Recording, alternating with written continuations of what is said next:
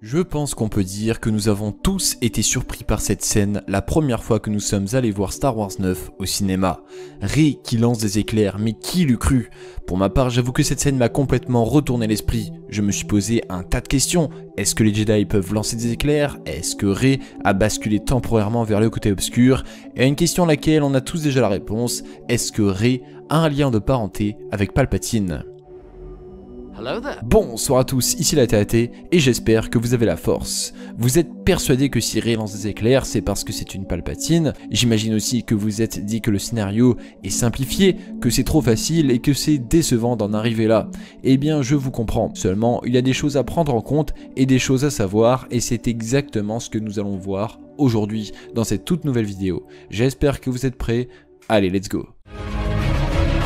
Nous ferons connaître des Jedi. Enfin, nous aurons notre revanche. Quelle bonne idée de venir vous joindre à nous. La fête est terminée. Tu étais l'élu, c'était toi. Allez, Chico, on fait la gauche. Il faut bien que je vous sanctifie. Je ne te décevrai pas. Non. Laissez pas. Fais-le. Ou ne le fais pas. Et il n'y a pas de... C'est un piège. Dis à ta sœur que tu avais raison. Quelle bonne idée de venir vous joindre à nous.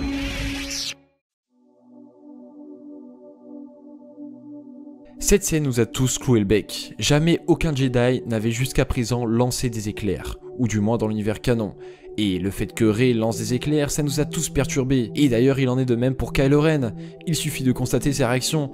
Il fait littéralement 3 pas en arrière. Aussi en ce qui concerne Kylo Ren, je pense que cela l'a rassuré dans un sens. C'est vrai quoi, lui qui voulait que Rey le rejoigne au côté obscur, et bien pour le coup, c'est comme si c'était déjà fait. Et il a raison, Rey est en train de passer du côté obscur. Juste après, elle dit à Finn qu'elle veut tuer Palpatine, et ça ce n'est clairement pas une phrase qui sortirait de la bouche d'un Jedi. Kylo Ren tente alors tout pour que Rey rejoigne le côté obscur, jusqu'au déclic lors de son combat contre Rey sur la lune océanique de Kevbir. Tandis que Rey, elle, tente absolument tout pour y échapper. C'est enfin sur Exegol, juste avant le moment où elle s'apprête à tuer l'empereur, qu'elle parvient à y échapper grâce à l'arrivée de Ben Solo. Pendant tout le film, Rey se bat et lutte pour ne pas rejoindre le côté obscur, mais malheureusement, une partie d'elle l'a déjà fait, ce qui explique son agressivité lorsqu'elle parle à Finn, sa vision d'elle-même en Dark Rey, et surtout le fait qu'elle puisse lancer des éclairs. Évidemment, la première chose à laquelle on pense en voyant ça, c'est Palpatine. On fait tous le rapprochement avec Palpatine, et c'est normal. Déjà parce qu'on ne va pas repenser à Dooku, parce qu'il est mort depuis des décennies, bon vous allez me dire que Palpatine aussi, mais vous avez compris. Mais surtout parce qu'il est de retour. Il est encore là, derrière tout ça, certes encore une fois, mais cette fois-ci c'est différent, parce qu'il a un lien de parenté avec Rey. Maintenant tout le monde se pose cette question, est-ce que les Jedi peuvent lancer des éclairs? Et la réponse est oui. Plusieurs d'entre vous auraient parié l'inverse, j'en suis sûr, mais pourtant c'est bien le cas. Les Jedi peuvent effectivement lancer des éclairs, mais ça je vous le réserve pour une prochaine vidéo, ne vous en faites pas. Rey est donc une Jedi, et si elle a utilisé des éclairs de force, c'est justement parce qu'elle l'a oublié. Elle s'est focalisée sur le duel entre elle-même et Kylo Ren, et donc par conséquent, sa puissance. Qui gagnera entre Rey et Kylo Ren? Telle est la question. Ce n'est même pas une question de Jedi ou de Sith. Bon oui, Kylo Ren n'est pas un Sith, je sais, vous m'avez compris. Bref, c'est vraiment une question de duel entre Rey et Kylo Ren. Regardez ce plan et osez me dire le contraire. Pour remporter son duel, Rey fait donc appel au pouvoir. Et ce mot ne vous rappelle personne? Tel grand-père, telle petite fille.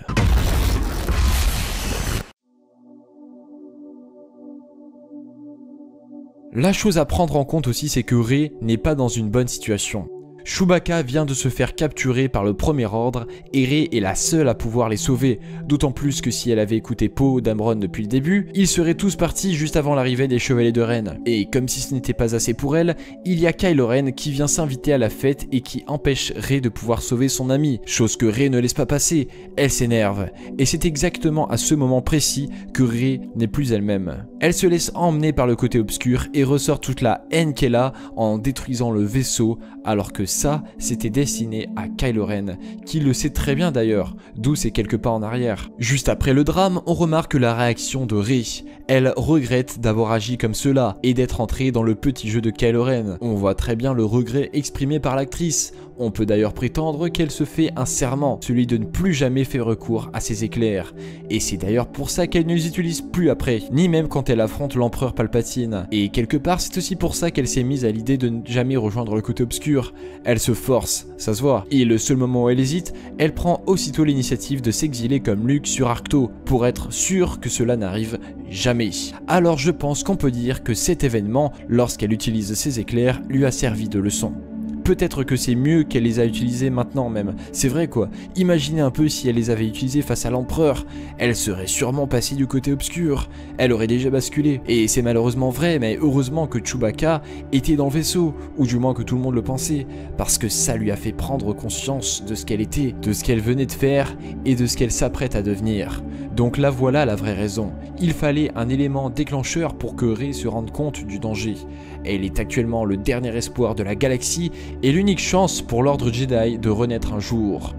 D'un autre côté, il est clair que Disney en rajoute, c'est clair. Oui, je ne pense pas que George Lucas avait à l'idée que les Jedi pouvaient eux aussi lancer des éclairs, mais pourtant c'est bien canon, et donc maintenant, c'est possible. D'un autre côté, cela permet sans aucun doute de rajouter de l'inédit, de surprendre le spectateur. Au début, nous voyons Rey méditer et demander de l'aide aux anciens Jedi, et en plein milieu du film, on la voit lancer des éclairs. Tout va bien.